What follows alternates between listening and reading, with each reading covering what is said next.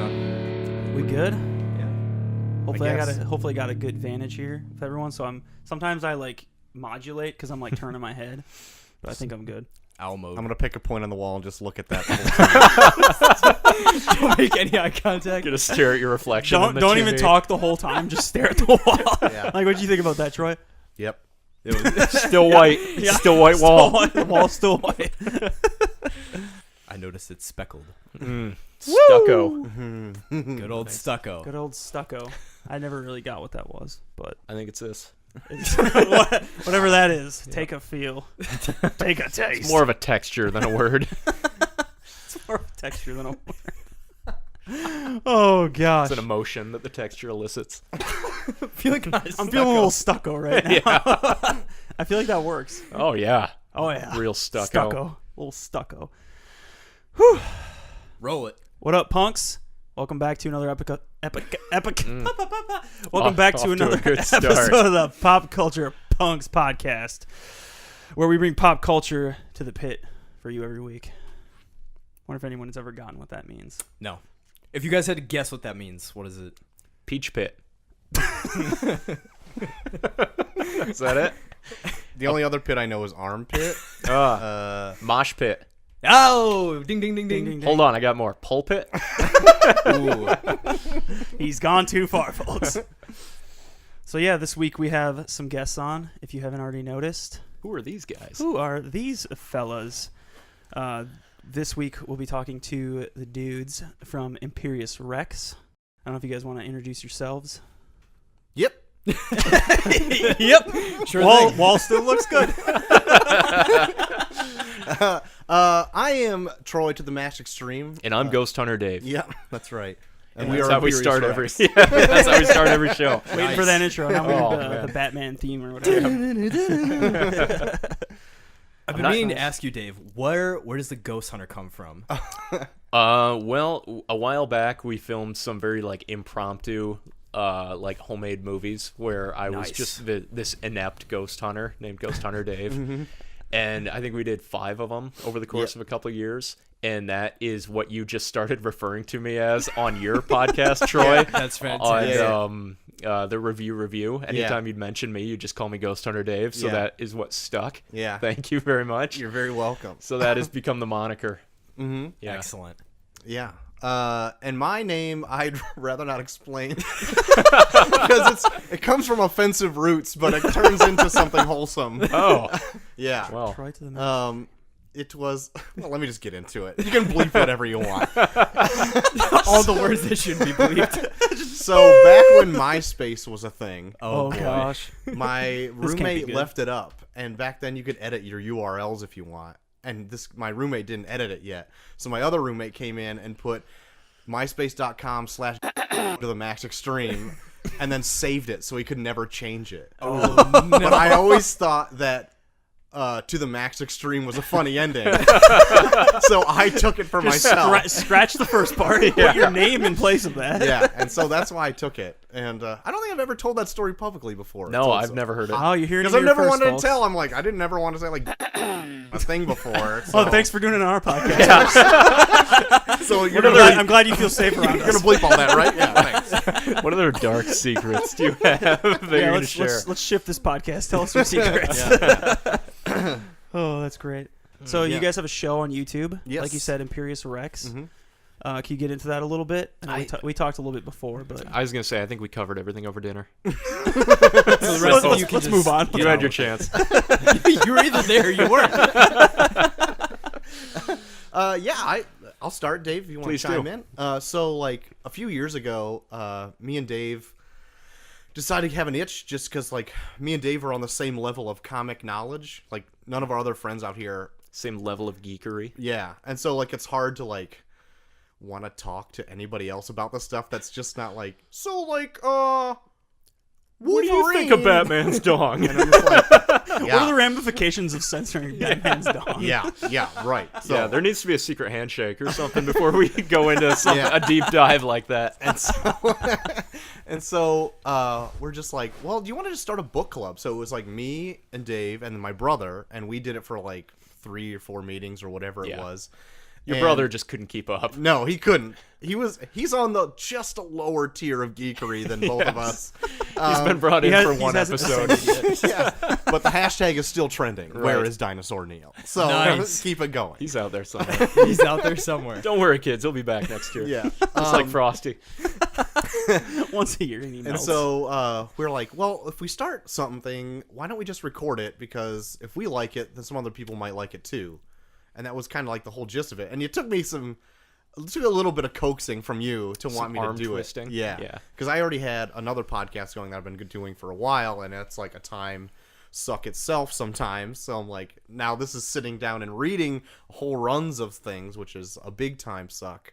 Not that it's bad per se sometimes, but once you finally did it, we sat down and started recording, and then it kind of blossomed into what it is now. Yeah, yep. It was a slow start. You know, Quite a slow we start. gave it our all for a while, but it didn't really gain any traction audience-wise until I would say this year. Yeah. We're in our third year now, and the numbers are finally kind of showing and reflecting that. Yeah. All that hard work, but it's been fun because this is shit that we. Can we say shit? You're fine. All right. This is stuff that we do anyway. Yeah. It's just now we're forcing ourselves to do it, so it's kind of taken the fun edge off of it Yeah. and made it more business. But like we're just reading a lot, and I'm somebody that if I experience something, I like to somehow like keep a record of it, for lack of better terms. Yep. And have someone to like talk with and bounce ideas off. So it's like, okay, I read this. These are my thoughts. They're recorded for posterity. Whatever else happens, I have Nice. this, and I'm filing it away in a warehouse somewhere. Awesome. Rather than just like reading it, moving on, and never discussing it or thinking about it. So that was a reason for this. Because there's all these great books and stuff out there, and we're reading them. It's like, well, let's record our thoughts on it. Yeah. Because I'm sure other people are interested. Other people read it. So we're trying to bring that like communal book club, friendship, comic shop atmosphere Yeah. to people in their own homes who might not have that outlet. Yeah. Awesome. I like that phrasing, like comic shop feel, because like going to like our local shop, I know it's like homey. Yeah. You, like walk in, you're like everyone just kind of gets it. They like walk in, they feel it. It's good. Yeah, definitely. Troy, put your headphones back on. I got no sound in. I was too embarrassed to sing. I can't hear myself I'm or sorry. anybody else. There was one pair of headphones that was like the bum pair of headphones. Is what we call I got them. the bum pair. I don't know why we're bringing them anymore. It's kind of a Russian roulette. I guess as long as you guys can hear me, I'm good. So. It's just kind of turned into like a really sad bit. Like we can't afford a new pair of headphones. We've got all the equipment except the headphones. Right. So just kind of like, who has the bum headphones? I can't hear anything. What does anyone say? Got him. You're out. Just go along Just with it. stand outside, will you, until this is done. Yeah. Wonderful. But but with it too, we decided to like bring our own personalities with it, rather than just being like a review of a book. Right. And so like even this year, we've gone and done like themes of episodes. Yeah. And like done more costume work or whatever. Have we? Well, I don't remember that. I don't remember that part. but You might have missed that one. But I think, but that also goes back too, because we also made like short films and stuff before this together, before we did any Imperius Rex stuff, and we're kind of like meshing everything that we like into one thing. It is. It's totally like a catch-all. Yeah. Well, like we did a lot, or I would say I would coerced you and many friends into making Yes. short films for a long period of time. And then Yeah. like we all grew up and had kids and got married and got jobs. And that became way more difficult. Yeah. So this kind of became that outlet, that Yep. creative outlet, where we're taking something that we would do normally, which is read comics, and discuss them over beers, which we would do normally. Yes. But now we're kind of like just putting a little bit of flash on it and sharing it with the world. And I think other people are responding pretty well, because like our viewership has gone up like 10, 20, 30 fold or whatever Yeah. since the beginning of the year. Quite a bit, yeah. Yeah. That's cool. Sweet. Yeah. Yeah, I know watching a lot of your videos, like just looking at the comments, you get a lot of engagement compared to a lot of videos too, which is cool. Like a lot of comments and different Yeah. things. So A lot Yeah. more recently too. We get like the same few dudes that are like there in the first 10 minutes it's up. It's like first, blah blah blah blah blah, or what? They don't do first anymore. Is that a thing anymore? Oh, first? yeah. People still Someone do it. has said first. Yeah. I I think I screenshotted it. I'm like, look at this. Someone's bringing first back. And then I think someone said second. yeah, I've said seen good people job. go up to like 5th before. So So proud of that guy. But yeah, it's pretty cool. And like, I never thought that we'd have a thing where people like send us fan art. Yeah, And, like, we did. Wow, That's Yeah. awesome. Yeah, so this October, because Inktober is a thing that goes on like on Twitter and other channels where artists and artistic folks do a 31-day challenge where they draw something every day of October. So we were like, hey, let's do that because we were both, semi-artistic, and we're going to spin off our Bat year that we're doing right now on our show where it's all Batman related. And we're like, hey, draw a picture, Batman, the show, whatever, draw something, be creative, and send it in, just post it online. Yeah. And we got more submissions than we expected out of it. We hoped we'd get at least 3 because we're going to give away some books for it. I think Phil has given us I a sent couple. one in, yeah. My little notebook. It was very nice. And then one guy did this really nice, professional caricature Yeah. and sent it to me. Like, he emailed me. He's like, where do you want me to send it? I'll give you the actual copy. And I'm like, you don't have to do this, but here's my address. And if you do it, I'm going to be obligated to send you something back, which I would gladly do for this. But yeah, he sent us not only the finished product, but a rough draft, which is great as well. Yeah. That's So, cool. yeah, I got something in the mail the other day, and it's like, holy cow, look Yeah. at this. And not to mention the guy that sent us a box of beer. Yeah. That's where it's at. 30 bottles of beer. Oh my gosh. Yeah. Wow. That guy was the bomb. 'Cause- Mac Tucker. Yeah, Mac Tucker. Like we just said that one episode at the end we're like, what favorite drinks do you like to do when you drink comics or whatever? When you drink comics. And he's like, well, I like to do this one. I'm like, I tried to find it online, I couldn't get it, and so he just sent us a ton of them. That's Wow. And I'm awesome. like, That's really cool. cool. Yeah. Is that legal? That's what I thought. It had to be $100 worth of beer and plus shipping Shipping this giant beer, box. Yeah. That's nuts. Yeah. So we need to send him something back. Yeah. I personally asked you for his email address so I could thank him personally myself, and he's like, yeah, thanks. I'm like, all right. Soft spoken. awesome. I appreciate it. That's really cool. Yeah. I remember something that happened recently that I thought was hysterical, and we joked is you guys got your first Uber hate comment. Yeah. I'm like, Yeah. what? I mean, I've seen a couple of the threads on your guys' videos, and usually people are like, yeah, this is awesome, and Yeah, they're yeah. engaging, and they're not they're not trying to ruin your Right, life. right. What was it kind of like having someone who you were like, someone's really mad at us? To me, it was like we made it. Yeah. Validating.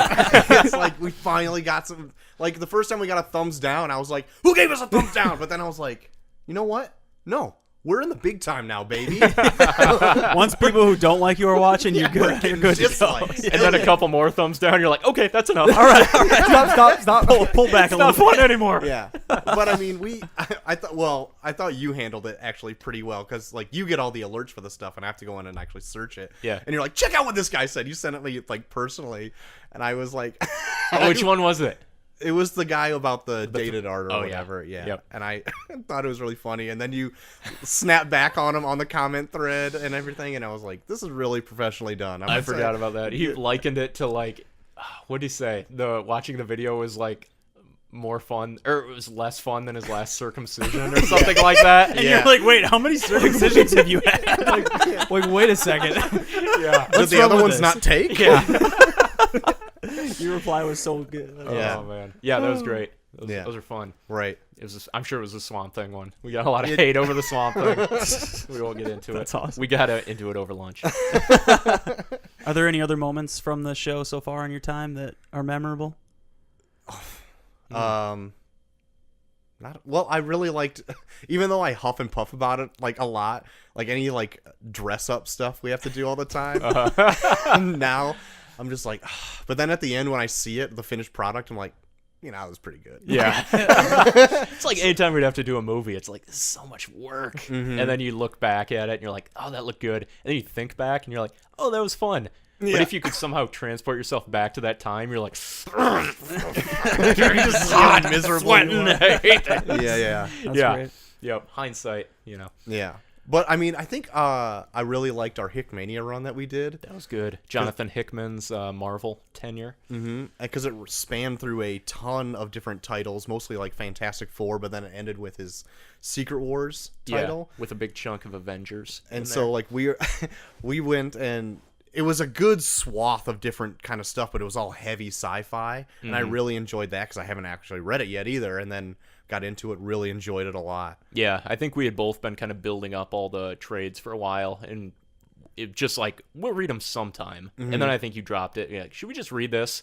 And I'm like, okay, I guess. I'm not really prepared. I knew this day was coming, but I didn't expect it to be so soon. Yeah. Right. But yeah, we read that, and it was a blast. It's really, really good. We haven't really picked out any big runs of things that we knew we were just going to hate.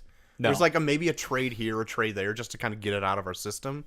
But like otherwise, we don't really pick anything that we're like, this is bad. No, we try to stay positive. Like, Yeah. and for Keep the it most positive. part, Posy. Yeah. exactly. Like, why read something or watch something you know you're gonna hate Yeah. just so you can badmouth it? Like, Right. It's not a good way to live life. Right. And there's a ton of that on the internet anyway. And like, so this year, the internet has been very negative. And so like, Yep. I am totally with the keep it posy attitude. Yeah. Like in anything. I'm paying it forward even like in real life. Right. Unless it's like a Frank Miller Batman that is just so much fun to hate because it's so ridiculous. So, you know, those were comedic though. 'Cause Yeah, Yeah, exactly. yeah, Like it was. yeah. I You're like, hated "What's it going on, because Frank?" but it's so funny. You Yeah. know, like it's enjoyable. Right. Yeah. It's not like this is god awful. Why'd this get made? I hate Right. you. Burn your house down. That type of thing. Like, Yeah. we try not to bring that into the show. If we're, like, if I'm not gonna enjoy it, why am I putting myself through it? I just stop it after an issue. Yeah. You know. Yeah. Yeah.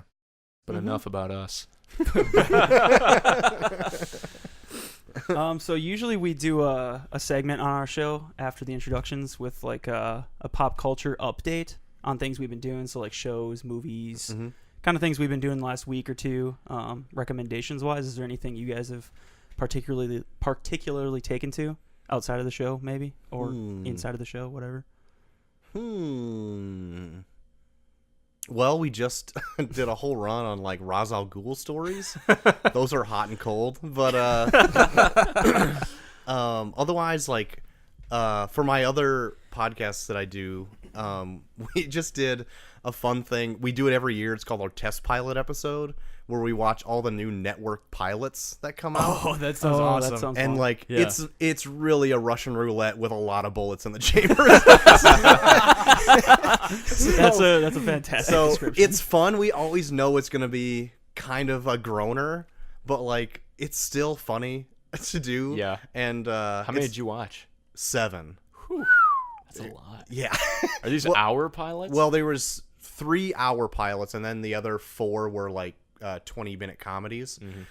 Like I shotgunned all the comedies in one night, and some of them were pretty bad. But otherwise, like there was a few good ones out. I want to say now I'm not gonna remember what it's called.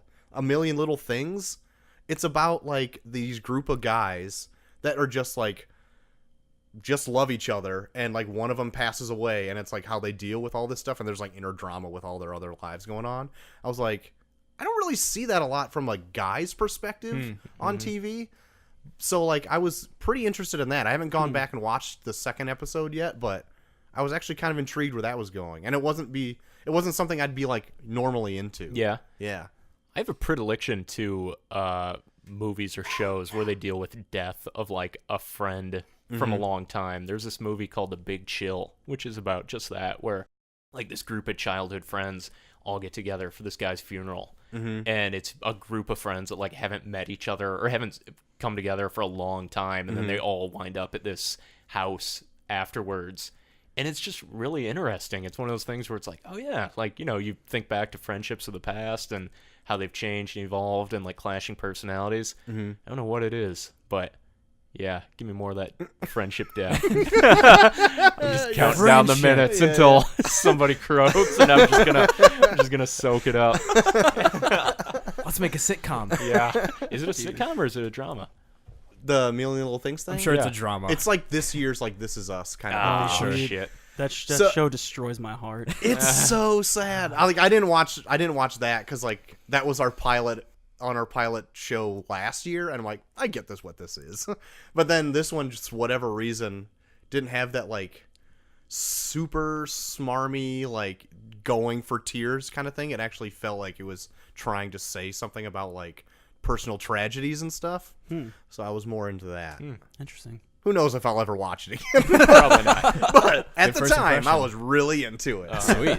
Yeah. Nice. But otherwise, yeah, I just did a lot of reading for this recording that we did today earlier this morning. Yeah, we've been shotgunning a lot of Batman lately. Yeah. Right now, we're just wrapping up our Halloween chunk of Bat books. Yep. So we did Batman Vampire, which was great. Mignola stretch on Batman, which goes into like Good some stuff. some like Lovecraftian Cthulhu stuff. Ooh. And Long Halloween, which is fantastic. Classic. Yep. And then we did kind of a smattering of Halloween-themed episodes from the Haunted Night collection, Grant Morrison Gothic book, which is really good, and then some really oddball like single issues from Neil Adams and Denny O'Neill's from the 70s. So it's like this globetrotting like James Bond Batman where he fights a werewolf Interesting. and some other stuff. Nice. So it's Nice. just like these perfect little palette cleansers. That Yeah. sounds great. Yeah. But I'm a big horror guy, so I'm pumped for. I haven't watched any of them yet, but I think was today Saturday. Yesterday, a bunch of stuff just dropped on Netflix that I'm pumped for. The Apostle, which is I've heard of by that one. the director of The Raid and The Raid 2. Anyone seen those? These Indonesian crime slash. Yeah, Joe Pesci? Or no, you're Jay Leno over there. I get him confused. This guy just directed like the two best martial arts movies in the world, and I'm not a martial arts fan whatsoever, but they're just so good. Like it's essentially the Godfather of martial arts movies. So, and he went and did this weird like Puritan era cult horror flick called The Apostle, which is supposed to be great. And it went right to Netflix.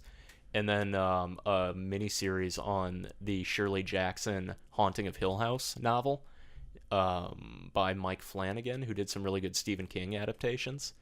And that's on Netflix as well. So I'm pumped for that. I haven't watched a lot of great stuff. Like we talked Venom and stuff like that. I watched Goosebumps with my kids the other night. So all that's fine. You know, it is what it is. It's not worth dissecting, but Yeah. it's good enough. It's something. Yeah.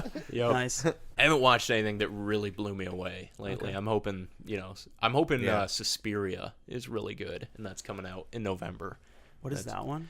That is a remake of this Italian horror flick from the 70s by Dario Argento, and it has Tilda Swinton in it, who's always just a bag of tricks. Yeah. And it's directed by God, I can't remember his name, but he made that movie with Armie Hammer and the young kid where they like fall in love. It's like it's a gay film. I cannot remember what the name of it is, but it's an art house flick, and this guy's making this. I'm not describing it very well, but he's making this like very like ridiculously intense horror flick, which is supposed to be great. And Tom Sweet. York did the entire soundtrack of Radiohead. So I don't know if you're Radiohead fans at all. I No. tried listening to him a Crickets. couple times. So Phil's gonna be skipping it. Can't watch it. Can't do No, it. no. Delete this podcast. Right. And the new Halloween movie's coming out. So it's a lot of stuff where it's like, yeah, I'm sure it'll be all right. I'll check it out. Waiting for something to blow my socks off. Yeah. Nice. I'm actually waiting for that too. Like I haven't really watched anything lately that I've been like, yeah, that was awesome. Because I do that sometimes. I'm just imagining you in the movie theater like afterwards. Just I shouting. I think I said that after I saw Hereditary. Did anyone see that? I love that movie. Our friend Mondo, who was on, he was our DJ, DJ, friend. yeah. He was going on. He was like, because he's the same. Like he Yeah. loves horror stuff, and he was raving about that movie. Loved it. That might be So- my movie of the year. That and Really? Mandy. Nick Cage's Mandy. I saw Mandy. I couldn't get into Mandy. It Wait, was Nick too Cage long. has a new movie? Oh Yeah. yeah. Does he ever? I did not know that. No. That's great. I could do a podcast on Mandy if you want, but Is it for a time's horror? sake, yeah, it is a. Is it any good? It's like a. It is like a throwback exploitation Yeah. flick of like the drug cinema of like the 60s and 70s. Interesting. Where Nick Cage and his wife live out in the woods. There's this like weird satanic biker gang that kidnaps her and kills her and leaves Nick Cage for dead. Yeah. And then he goes on this revenge mission, and it is just presented as this. I mean, if you just pop this movie in, you had no idea what its backstory was, you would just think it was made like 50 years ago. That's awesome. Everything about it, like the music, the filter, Weird. the graininess of it, it is Sure. just pure like grindhouse cinema. It is amazing, and it's full on Nick Cage at his cagiest. I think he could be cagier. To be honest, I think he could be cagier. He's getting kind of old. I don't know how I don't cagey know do how you much want him? Cagey's got I mean, left. he got pretty cagey when he just randomly had a bottle of vodka in in the the bathroom. bathroom. Yeah. And he got pretty cagey there, but otherwise, I thought he could I assumed be... that was just the camera was rolling in his dressing room, and they just caught that on tape. Go grab the camera. Yeah. The first half is kind of a slog. It's Yeah. really trippy and droney, and it almost puts you like into a trance. How weird, and like the colors are all these like Yeah. hues of red and purple, and it just like goes on and on.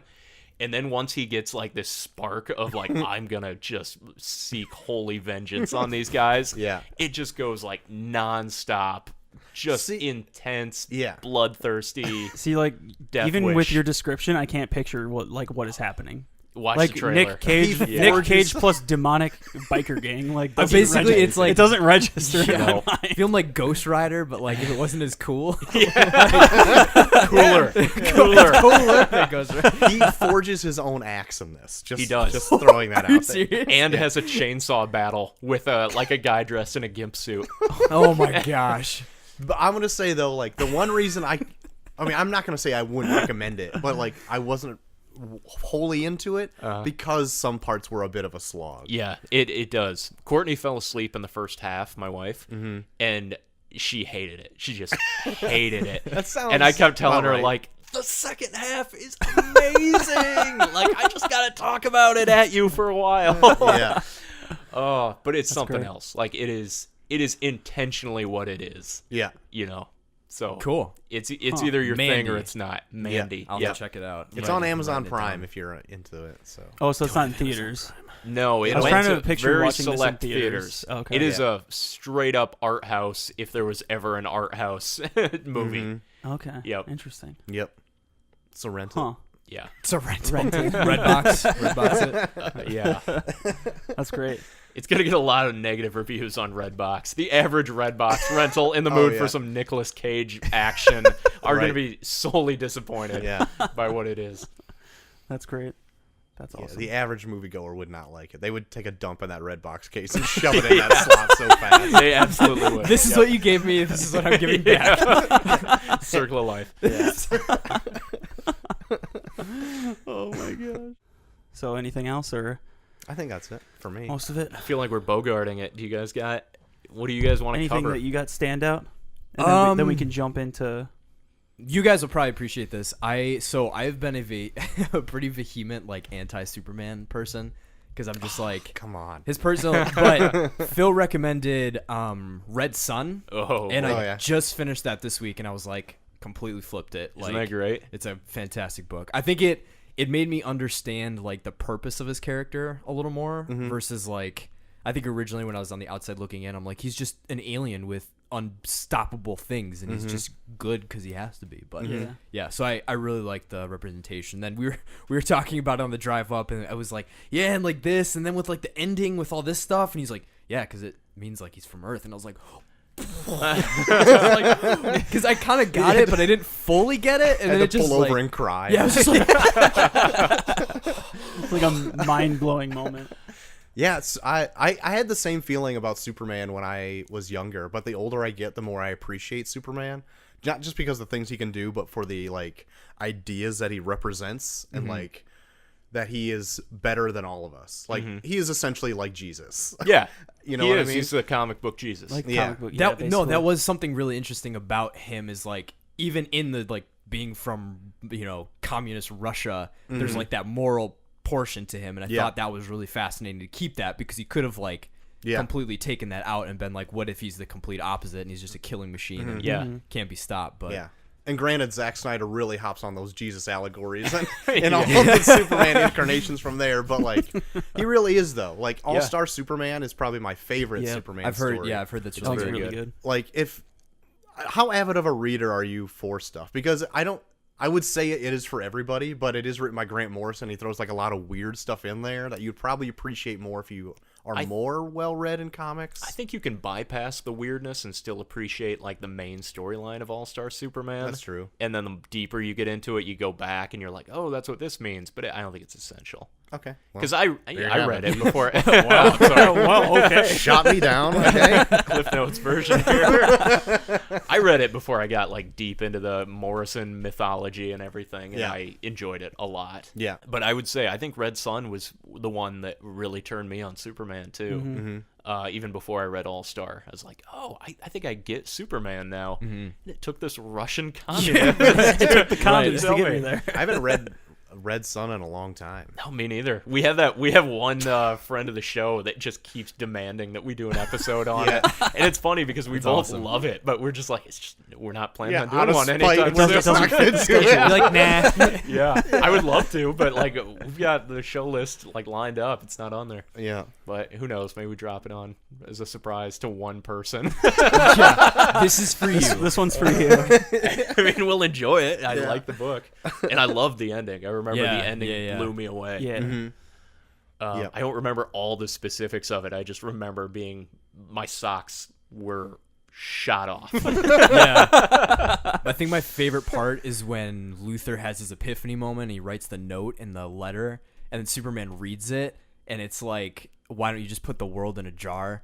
And I was like, dang! Like, because that was like his whole thing with like Brainiac. And he's like, how could you do that? And then he's like, oh, but I did that. And it was just like, that was the feels. Superman in the feels. Yeah. All-Star has a couple moments like that too at the end where Lex Luthor harnesses the Superman gene and gives it injects himself. So for 24 hours, he has Superman's powers, and eventually it kicks in to the point where he can see the world and perceive the universe the way Superman does, and he realizes that like we're all one organism, we're not like individuals. Very much so. Yeah, we're all parts of a larger whole. We're all in this together.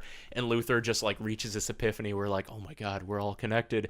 It's so beautiful. Like, what have I been doing? You know? And it's this great moment. It's like, and that's how Superman sees the world all the time.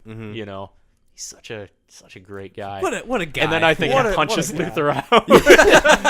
But he it's like, I know your perspective changed, but I still want to punch you. Yeah, you are still a bad dude.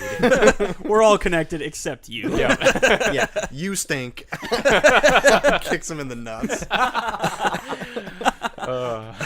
Oh, that's great. Yeah, I'm with you though. Like the older I've gotten, the more Superman has appealed to me. I don't know why. Same with westerns. Must be an old age thing. Yeah, you just have to be an old man to like western stuff. Suddenly Clint Eastwood his crazy ideals become more appealing. Yeah, it's like an old man power fantasy. Yeah. It's like it makes sense. So that's why I'm actually really because of westerns. I'm really looking forward to Red Dead 2 coming out. Oh yeah, and I'm also looking forward to sometime getting a PlayStation 4 to play it. Same here. And having time to play a video game. I mean, either that's the one thing. It's like once I get it, I won't do anything else but play that, and so I'll fall behind on everything. The show's gonna go on like a month long, or no, not a month long, like a year, 6 month long. Guys, we need to beat Red Dead Redemption. See you later. Yeah, we'll just change the show to a Red Dead Redemption show. Imperius Red. Oh, you heard it. Put this out real soon. We copyrighted it. As soon as That's awesome. Gosh. I'm trying to think of stuff I've done. The only thing that stands out is Blankets. I finally read that by Craig Thompson. Okay. I've heard that's good. I always hear that in like top 100 comic lists. I don't know if it's because I like relate to him somehow, because like the story takes place in Marathon, Wisconsin, which is like 15 minutes from me, and like the story is like very parallel for some reason to my life. But like halfway through, I was like crying while reading this comic. I don't I am very prone to tears. Like This Is Us has brought me to tears many times, and like I cried during like the Last of Us video game. Like That's an intense. Like there's some. like I'm not like a super crier, but like You're among friends. If it's an Just emotion, let it come out. if it's an Hear Troy's emotional introduction, moment, like, we're putting it all on the table here. Phil's secret. I'm a crier. I'm not a crier, guys. No, but like that comic is just so heartfelt, and like you just like put it down afterwards, and like the next day it was still in my head. I was like, oh, I can't get this out of my head. It's like a phone book size too, right? It's huge. Yeah, it's like 600 pages. Yeah, it's like I've looked at it and been like, someday, someday. when everything else is gone, I'll pick up blankets. But yeah, it was really good. Okay, It makes me want to write because I have a lot of like autobiographical sort of ideas that I want to do, kind of like Lemire style. Okay. Cool. And that kind of inspired me again to come up with something. So it's kind of awkward because you don't want to like write about your family without them like knowing about it. Right. Don't want to get too close. Yeah. Which he kind of does because he even said in interviews like he never thought that he would be like popular. So like he didn't ask anybody about these sorts of things. So it's like he kind of lays it out there. But yeah, it was super good.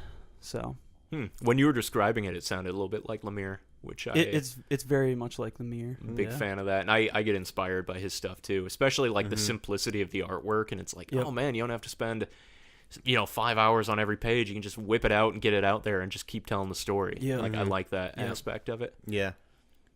Yeah, I've torn through like everything of Lemire's in the past couple months.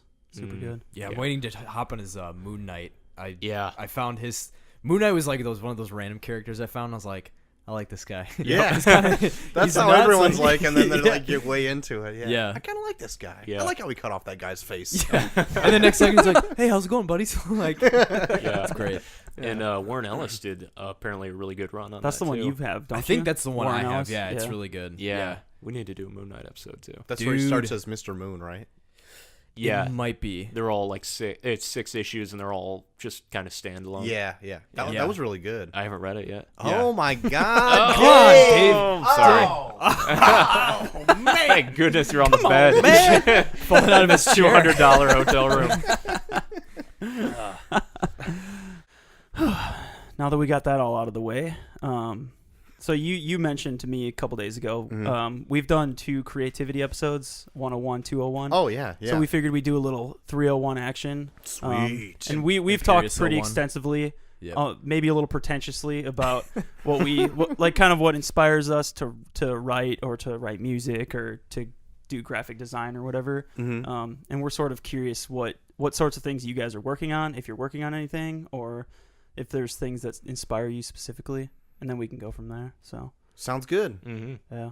And if you wanted to ask us any questions, you can too. But we've talked extensively for Everyone kind of knows. Yeah. So it's like, whatever. So this is kind of your spotlight. All right.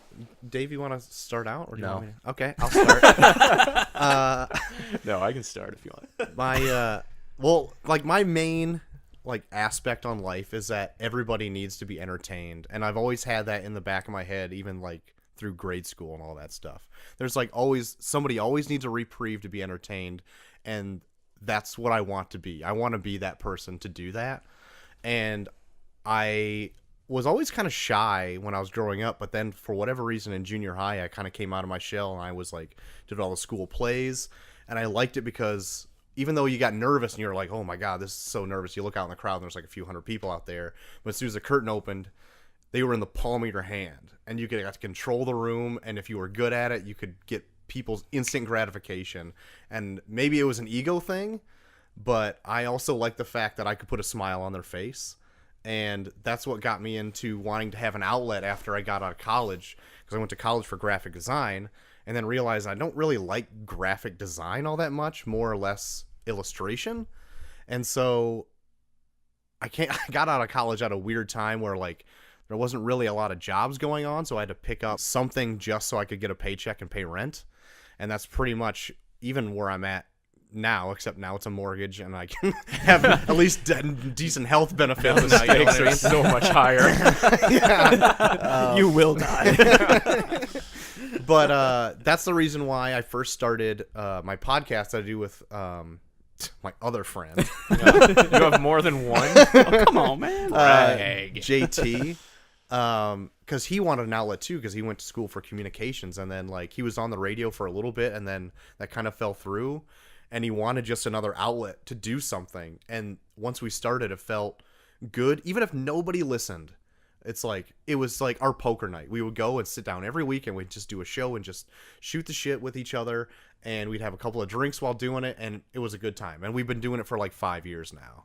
And Nice. Granted, like it's never had as big. Well, how am I trying to say this? Like, I'm doing it like you're gonna edit it out. The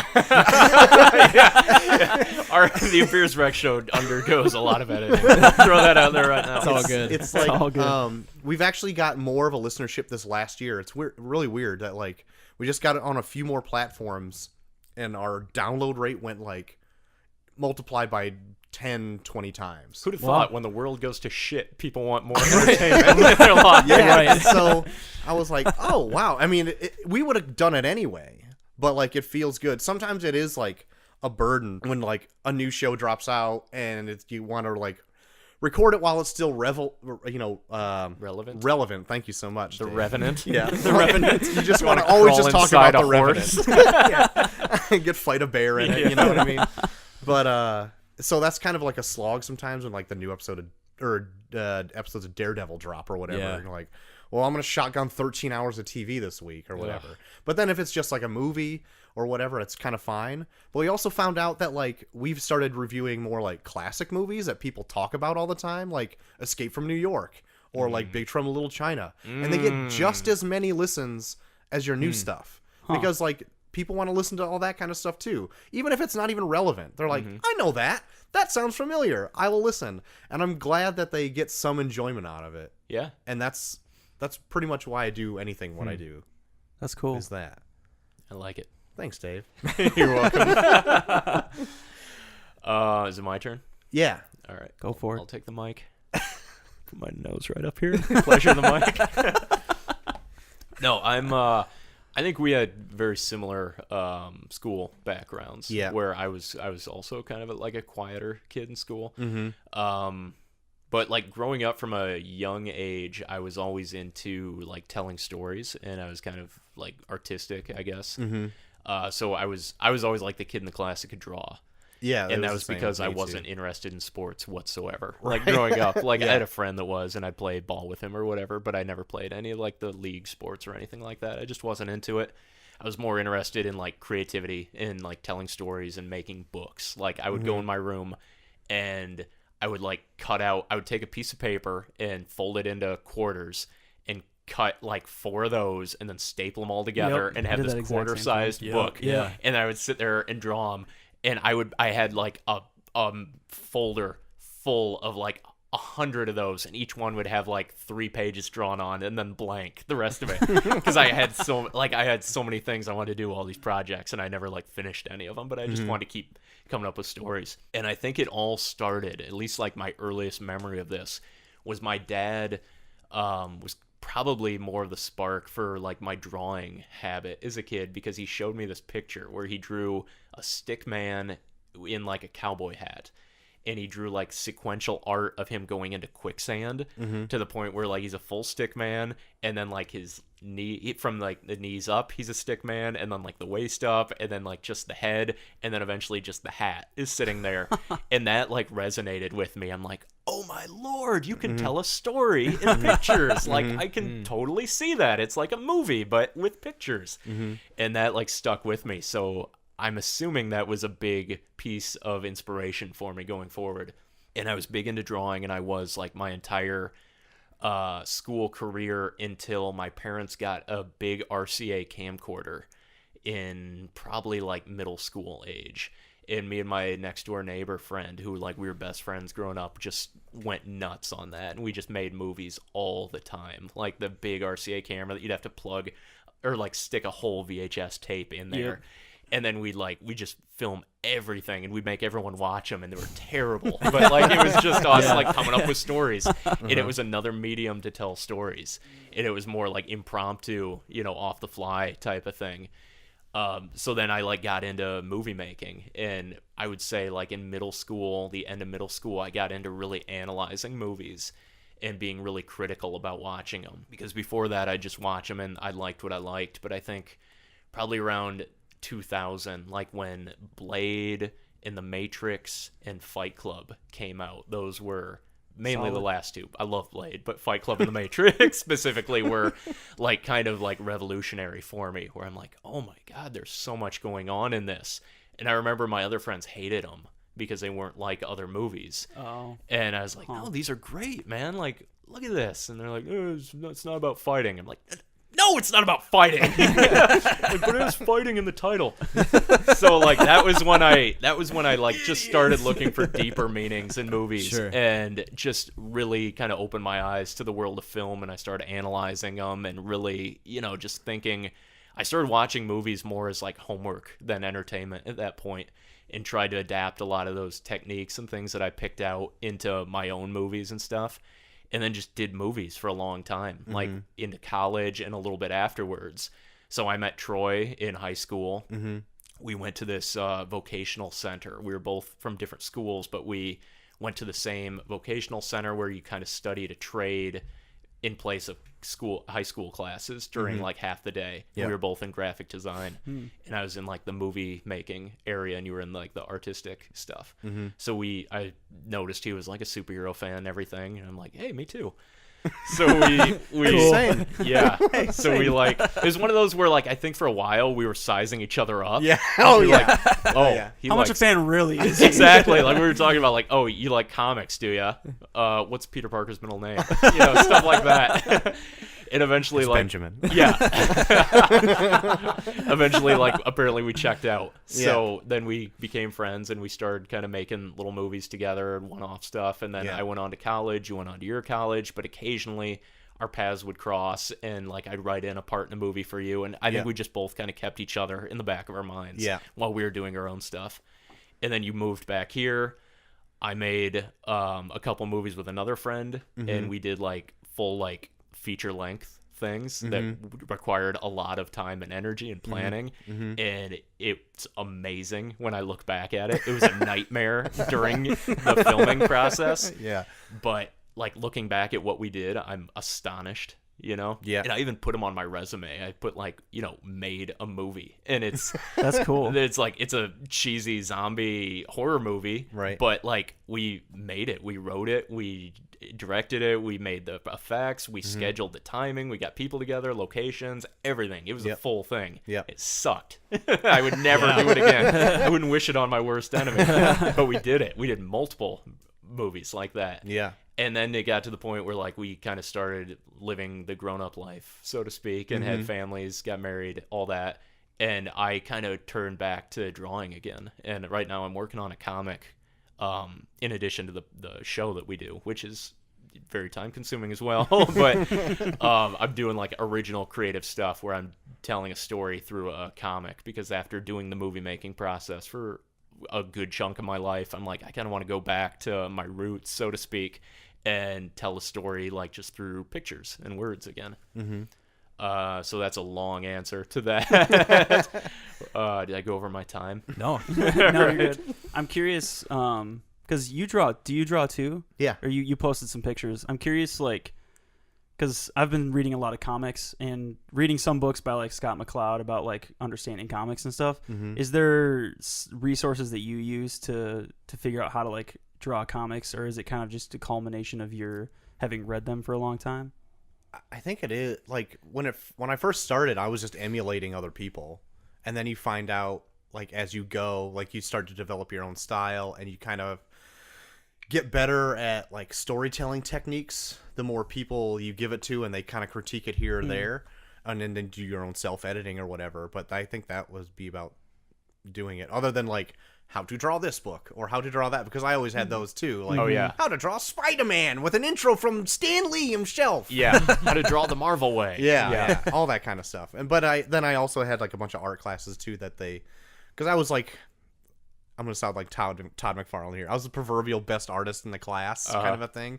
And so even in my art classes, my art teacher knew that and would push me harder than the other kids. Okay. Because she knew that I wanted to actually do it, and I wasn't there to play with the kneaded eraser for 45 minutes or whatever it is. So that was also cool. But That's what was the question? But yeah, it's just trial and error as much as I had, because like I was completely self-taught drawing. Yeah, me too. And I'm actually jealous the way Dave can draw, because you can just go in and block it out Yeah. with a pen, like right off the bat, and like it looks good, like really good. And I have to go in and like kind of like sketch it out first and like rough it out and then finally ink over it, where you can just like hop right in and there's like, yeah, it's here, Ghost Rider, look at this. Or whatever. Yeah, Like, I don't know. It depends on the thing. Like the comic I'm doing right now, I actually am using like photo reference for all of it. So, and when I started doing this, like I haven't drawn anything in years, like years and years and years. I've been in the steeped in the movie thing for a while. So I adapted a script that I originally wrote as a movie. And I'm like, no, we're never going to make this. It's not going to happen. But it's written, so I'm going to draw it. And I just kind of like had some friends that I was like, yeah, that's a good fit for that character. So I went and took photos of everyone, like for every panel. And I've been drawing it based on those, because it's like, if I'm doing this, I want it to look good. It's a very character focused book. It's not this big slam bam action thing. I would liken it to Reservoir Dogs, where it's very few characters in very few locations over the course of like 6 hours. So it's very character driven. Okay. And I want like the 4 characters that are in it to look consistent throughout. So I had myself and like 3 other people pose for characters in it, and I've been drawing it based on that. So I'm kind of cheating, like I'm tracing a lot of it. It's not like a Photoshop filter. I'm actually drawing every line of it, but I am using like a reference for it, which as I've listened, a lot of artists do. I don't think they broadcast it, but I think it's pretty common practice. Yeah. But yeah, like I can freehand some stuff. I'm never happy with it. Like I can do a good picture freehand, but I don't know if I can do a consistent comic freehand. Yeah. And after I'm done with this book, my goal is to do a very like pared down, like Jeff Lemire style freehand thing. Okay. Because this takes a lot of time. I'm like way too anal perfectionist about it. So it's, as I'm doing this, I'm also like building up all these ideas for this other thing I want to do, and I just want to like blast it out there, like just get it done and out, you know, like do it in Actually a page a day, done. you know, that type of thing. So I've been kind of like doodling on that too, just trying to really get a good sketchy style down that can tell the story without taking a lot of time to do the artwork. For That's sure. cool. I've seen a lot of the pictures online, and it looks really cool. So. Definitely. Thank you. Yeah, I'm curious from you guys too. So, if there was someone who was like, because I know we've talked about this, where with video it's so hard because it's like, oh, I have this idea for a film, but it's like, but I need like 30 people and like all this stuff. And it's hard. And so for people who might be looking at like comics, where it is still visual storytelling, but then there's also like the drawing fidelity involved, which is probably for some people not their strong suit. How would you recommend them learning how to do that, even from like paneling to actually like anatomy to perspective to like the technical part of drawing? Well, I think now you've got a lot of routes you can go, depending on the kind of story you're going to tell. Just take Lemire, for instance, what you're talking about. Like, his stories are really emotionally resonant. And so as long as you have a really strong story behind it, you can really kind of pare down your art, and you can be kind of loosey with it. Yeah. Some of my favorite books are not great artistic achievements, you know, like Lemire's stuff, Chuck Forsman's stuff, you know. Right. They're not my top books or anything, but they're really serviceable. And his style is like Sunday comic strip type of art. You know, That's kind of what Craig Thompson's style was like too. Is almost like an in between, like the Sunday comic style and like the full on comic, whatever you want to call that. Style. I think as long as it's consistent, it's passable. You know, as long as you kind of create a style or like a character sheet or model sheet that you're sticking to. You're fine. I would say, watch movies, because movies are essentially comics but moving. Right. And study like, composure and like how the cinematography Like how they is, frame things where the and- camera is. You know, think of the panel as the camera, and don't just make everything this wide shot from like the waist up of characters, because that's Yeah. incredibly boring. But yeah, play around with that, take pictures, and use that as guidance. But yeah, I mean, kind of just play around with a style that you can replicate enough and go from there. Like, it doesn't have to be great. I think the biggest glaring failure of comics, I don't want to say failure, but when you look at a comic and it might not look right, is when it's trying too hard to be like overly detailed or stylistic, and the person isn't quite up to snuff yet, and it really stands out. Right. But like, just pare it down and make your own style. Don't try to copy something else, and just, you know, simplify it. Do your own thing. Whatever you need to tell that story. Yeah, whether it's you know, realistic or super like pared down. yeah, or cartoony That's what or I love whatever. about Lemire or Mignola. His Yeah. art, like, it's super minimalistic, but like super expressive as Yeah, well but- with the way it. Look at Mignola's early stuff. It's fairly detailed. Yeah, like, you can still he really pared his own style down to You like can- the essentials. you can see that it's still him, like back 20, 30 years ago.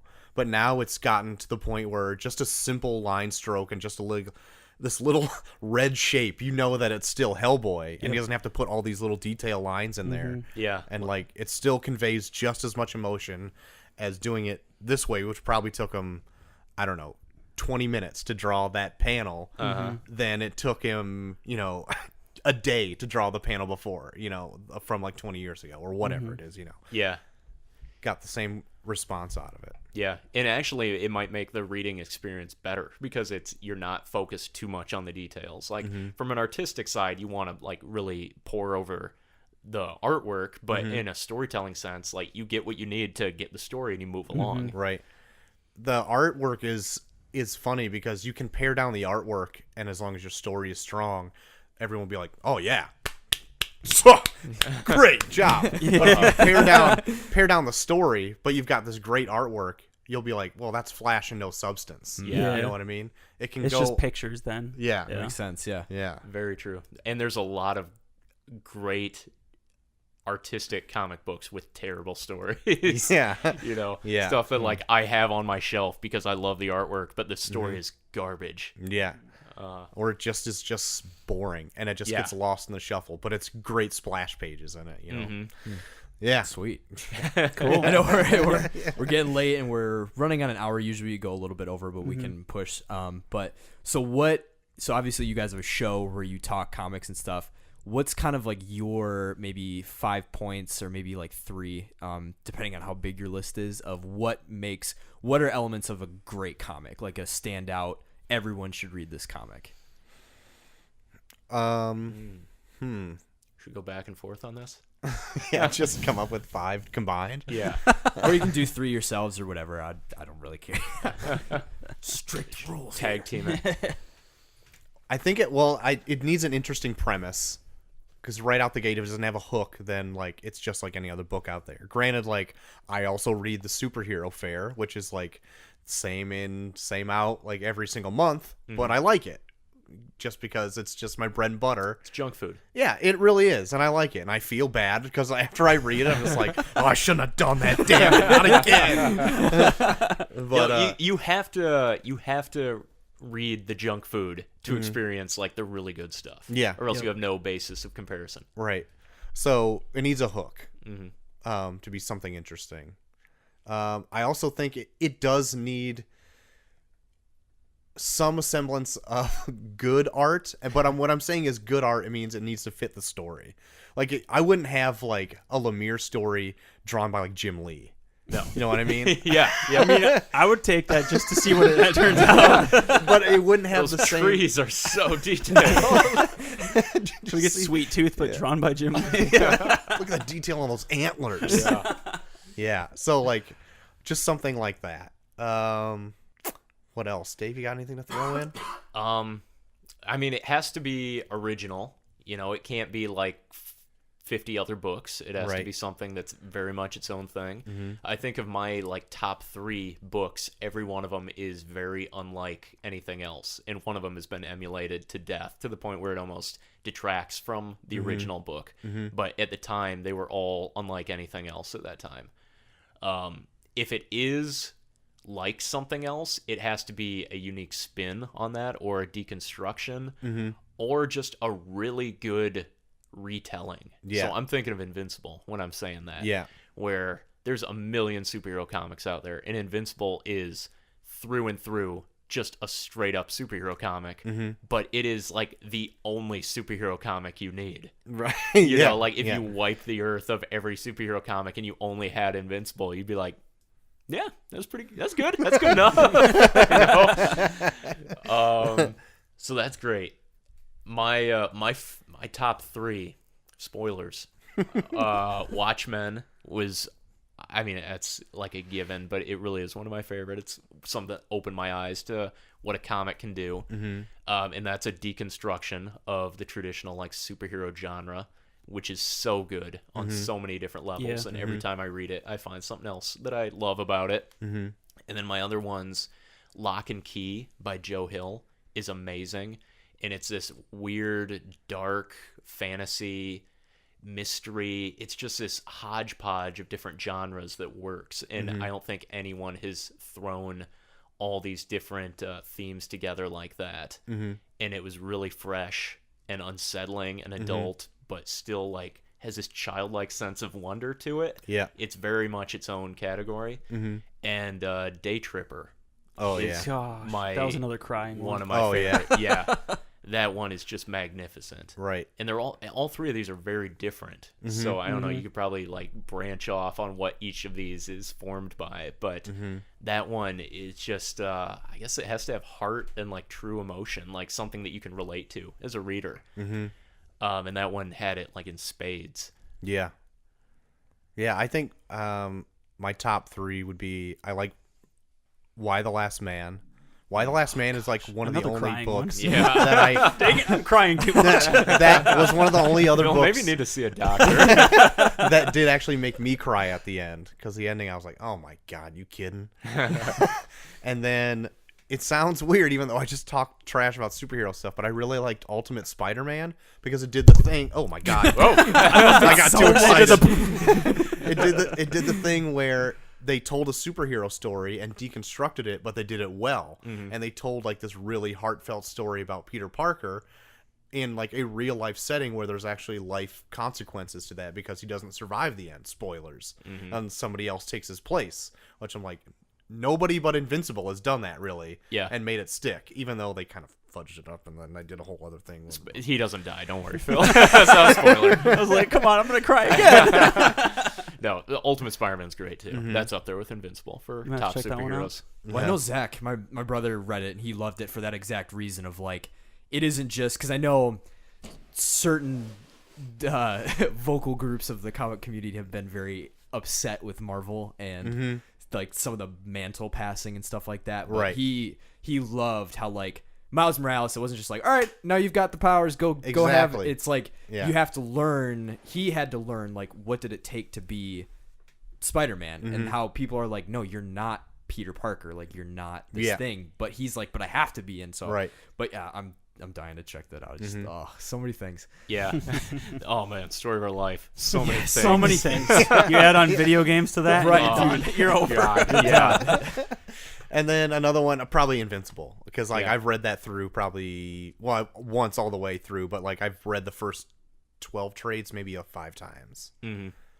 Yeah, we have a tendency, like, if we're reading a series as it's going on, we kind of, like, go back and reread it from the beginning every time a new book comes out, which gets... That's what I've been doing with Doomsday Clock. Oh, But- Oh, yeah. you have to though, because It's what is you- going yeah, on in you, that you story? lose track every time. We're going to do a show on that when it wraps up in, Yeah. like, 2 years. We'll do a whole... It's so true. Yeah, Come on, we're- Jeff. We're going to do a whole, like, Watchmen special, Ooh. because we haven't done Watchmen yet, so Right. we'll do the book, the movie, the before Watchmen books, and then end it with Doomsday Clock. And I love them all. I love Watchmen. Same. It's kind of been dragged through the mud lately. I don't Yeah. know why, but it's great. I love it.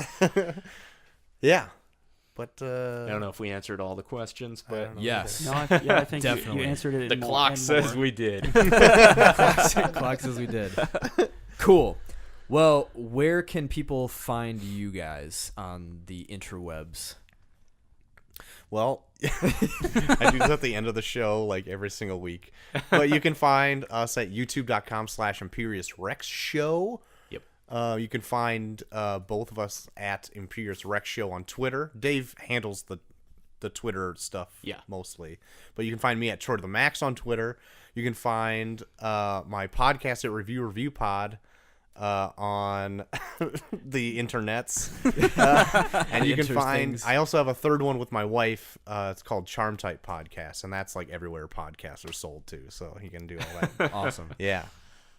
I'm a busy boy. You are. Busy. Sweet. Cool. You guys, I feel like every time I listen to your guys' show, it's like a kindred spirit because I get so ramped. And so there's one, I think I was listening to your episode with, I was talking about Alien Covenant, I think. Oh my god. And you guys were just, I was like, my brothers, like the Fury That Fist. movie is was great. slime. It was foul. Oh man, I had a good time with it. I knew you would.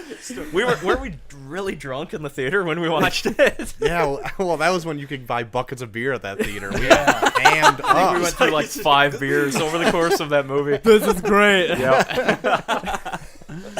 It's actually weird doing this show because like we aren't drinking or anything, and I usually drink on like everything. So I'm like, what do I do with my hands? I'll just hold these dead I'll just hold these dead headphones. That's why we gave that to you. That's why we gave you the dead. It's like that Scientology thing where you hold on to it. I'm going clear, baby. Yeah. Oh boy. Well, I feel this is the most well-spoken we've been in a long time. I think it says that we just have an issue with drinking. I see so much clearer. Is this how the rest of you see the world all the time? it's beautiful.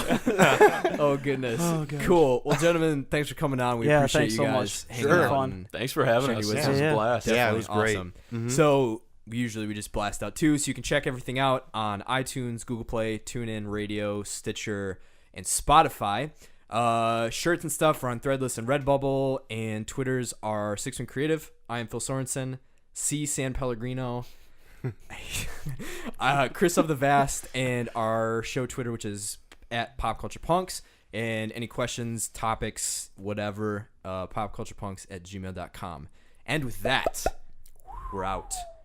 And so we bid you a fond cowabunga. Bam!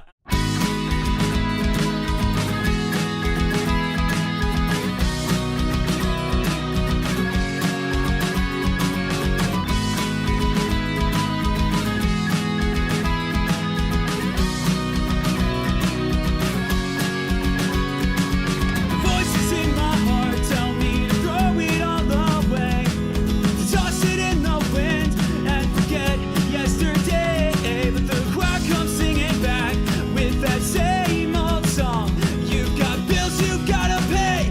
What about job security? But I've been dreaming about packing it all up, 'cause the war in me just won't relent till there's nothing left but dust. So what do you do when the walls start closing in, and everyone you love tells you it's all just in your head? And I wanna burn out in a brilliant burning place. Don't wanna be stifled by the dry rot or the haze. I'm not giving up, I just don't have the time to waste all my days rewriting all these lies. I'm not giving up, I just don't have the time to spend another moment living someone else's life.